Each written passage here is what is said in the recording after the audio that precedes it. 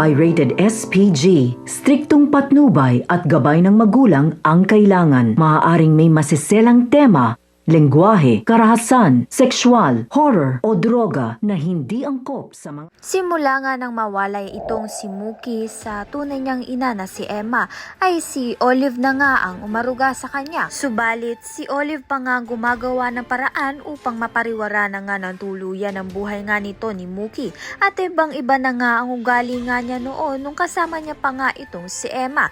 Kaya naman nga't nagtatanim na nga ng galit ito ngang si Mookie sa kanyang nanay Emma, dahil nga ito ngang si Olive ay nilason na nga ang isip niya. Samantalang makikilala naman nga ni Danilo ito ngang si Emma dahil nga sa may party na naganap. Ngunit dinedma lang nga siya nito ni Emma dahil focus nga itong si Emma upang mabawi nga itong si Mookie kay Olive. Sa kabilang banda naman nga, tagumpay na nga na nakalaya itong si Ligaya sa pagkakakulong nga nito ni Olive sa kanya.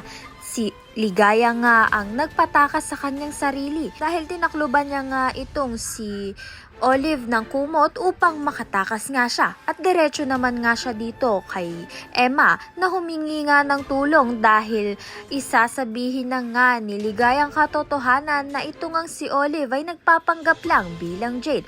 Ngunit bago pa man nga makatakas ito ngang si Ligaya ay nagkaroon pa nga siya ng time upang maghatid nga ng sulat dito nga kay Danilo dahil nga ay pinag-iingat niya na nga itong si Danilo at Mookie dahil ito ngang si Olive ay nagpapanggap lang bilang Jade. Kaya naman nga't yan at iba pa ang dapat nating pakaabangan. Maraming salamat sa iyong panonood.